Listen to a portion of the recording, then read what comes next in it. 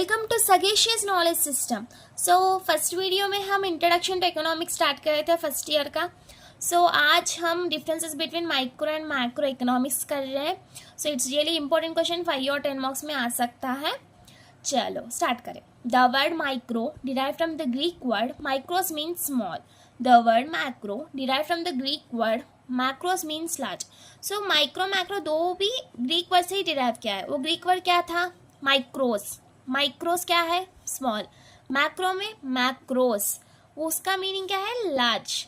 Okay, एक बात याद रखें, माइक्रो मीन्स स्मॉल थिंग। एक माइक्रोस्कोप में छोटी चीज़ें देखते हैं। वैसे याद रखिए, micros means small thing, macro means बड़ा। अब देखो, micro economics is a study of individual units of the economy. Normally individual unit एक पर्सन के बारे में, अगर एक विलेज के बारे में बात करें तो उसमें एक घर के बारे में बात करेंगे। एक कंट्रीज में बात करें तो एक कंट्री के बारे में बात करेंगे। यहाँ पे सिंगल थिंग, एक छोटी सी चीज़ के बारे में बात करेंगे। मैक्रो में पूरा होल वर्ल्ड में देखो तो पूरा होल वर्ल्ड का लिटरेसी रेट, एम्प्लॉयमेंट, ये सब निकालते हैं। Next, it is known as price theory. Okay, price theory क्योंकि प्राइस बोलते हैं मेन रोल यहाँ पे माइक्रो इकोनॉमिक्स में प्ले करता है। अब देखो, प्राइस इंक्रीज हुआ, डिमांड कम हुआ, यहाँ पे price theory bowls, it's also known as price theory.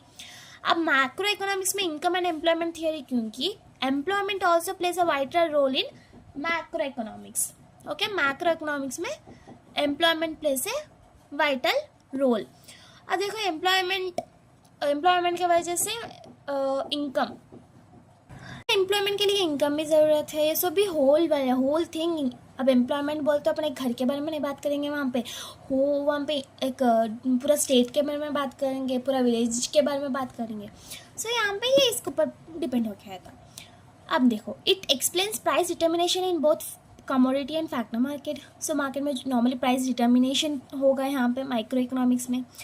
अब ये किस पे डील होगा? देखो, national income, total employment, aggregate savings, aggregate का मतलब total, okay, total savings and investment, general price level and economic development. ये टोटल होल्ड वर्ल्ड के बारे में, hold savings, national income, total employment, ये सब यहाँ पे। अब देखो, it is based on price mechanism which depends on demand and supply.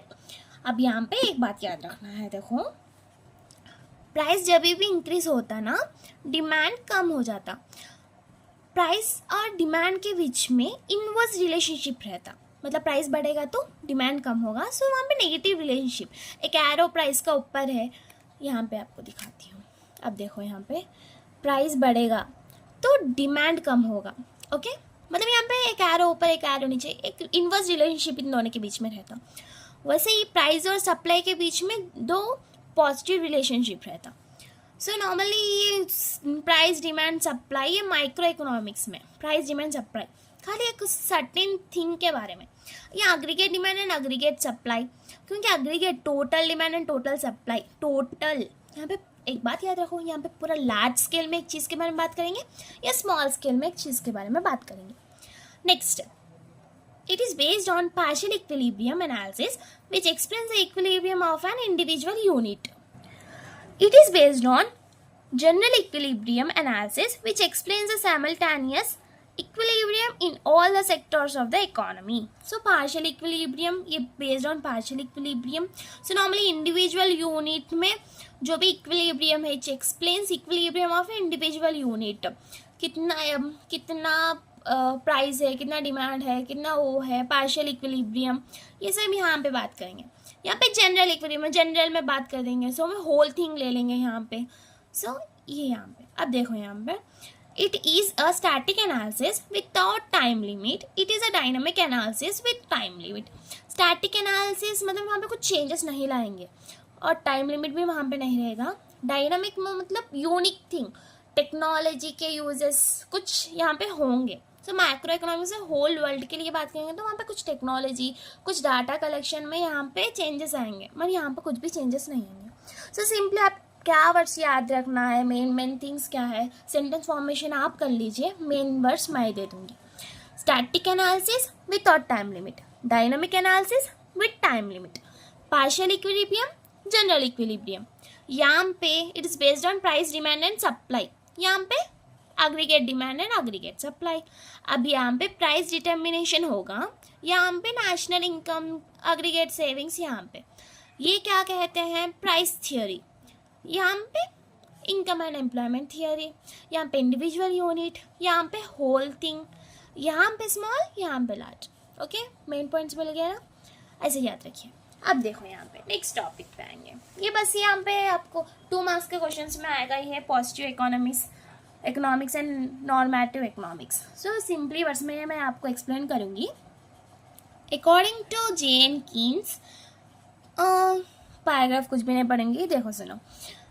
Positive economics में ये बात याद रख लो, इसमें नॉर्मली पॉजिटिव साइड ही बात करेंगे। अगर एक चीज़ इन्वेंशन हुआ, कुछ भी एक थियरी बाहर लाए, उसमें बस क्रिटिसिज्म कुछ भी नहीं रहेगा, ओहो ऐसा था, व्हाट इट इज़, क्या था, वही उसके ऊपर सिस्टमटाइज नॉलेज, मतलब कुछ भी वहाँ पे एक पर्टिकुलर थिंग करेक्ट है तो वहाँ पे क्रिटिसिज्म कुछ भी नहीं कर सका, हाँ यू आर राइट, ये यही था, होने का था, यही है बोल के पॉजिटिव इकोनॉमिक्स में बोलते हैं। अब देखो ना यहाँ पे normative economics, okay, normative economics में क्या हो सकता था, मतलब what ought to be, okay, कुछ क्या हो सकता था, यहाँ पे क्रिटिसिज्म होगा, यहाँ पे व्यू पॉइंट्स लाएंगे, मतलब अदर पर्सन्स के उनके व्यू पॉइंट्स, उनके थिंकिंगनेस, उनके थॉट्स, यहाँ पे ओह ये ऐसा नहीं हो सकता था, इसका कुछ और था, इसमें तुम ऐसा नहीं करें, यहाँ पे क्रिटिसिज्म करेंगे नॉर्मेटिव में। सो पॉजिटिव में क्या है कि वैसा कुछ भी नहीं, कुछ भी इन्वेंशन हो, ये कुछ ओके, ये ऐसा था, ओके इट्स ओके, बस उतना ही, व्हाट इट इज़, क्या था वही, पर यहाँ पे क्या हो सकता था, ये बात याद रख लीजिए। ये words important, what ought to be and what it is. Okay, positive and normative 2 marks में आएंगे। बेसिक कॉन्सेप्ट्स ऑफ इकोनॉमिक्स में गुड्स, नॉर्मली गुड्स क्या है, जो भी एक कुछ भी एक ह्यूमन वांट्स को सेटिस्फाई करे, कुछ भी एक चीज़ ह्यूमन वांट्स को सेटिस्फाई करे, उसे गुड्स कहते हैं। सो गुड्स 2 टाइप्स में क्लासीफाई हुए हैं, material goods and non material goods. क्या है, एक ह्यूमन वांट्स को सेटिस्फाई करे, बस इतना ही। अब देखो material goods and non material goods मतलब एक परफेक्ट चीज़ हो, बुक, पेन, अपन food and everything is are material goods.